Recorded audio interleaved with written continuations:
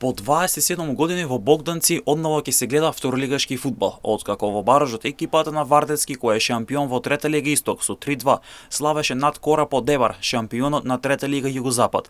Вардарска екипа која една сезона се надпреваруваше и во првата македонска фудбалска лига, во првата сезона од независна Македонија, односно 92-93.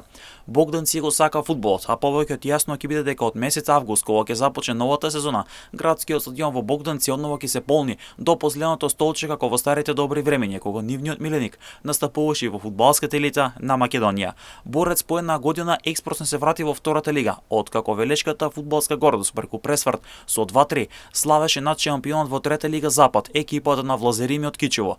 Борец кој заврши како прв во Трета лига Југ по една година се врати во второлигашкото друштво, откако минатата сезона со 2 бодови на своето конто испадна од втора лига, откако претходно испадна од првата лига.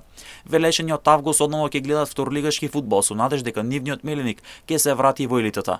Победа останува во втората лига. Младите играчи на прилепската фудбалска гордост уште еднаш потврди и покажаа дека со срце на теренот и со љубов и без финансии може да се изборат за опстанок во втората лига. Тимот на Победа кој е составен младенци и кадети со 2-1 славеше над шампионот во Трета лига Север, екипата на Куманово во бараш меч кој можевте да го следите на телевизија Емнет. Тоа значи дека во новата сезона имаме две нови екипи, покрај Победа кој останува во втората лига. Борец по една година се врати и Вардарски по 27 години се враќа во втората македонска фудбалска лига.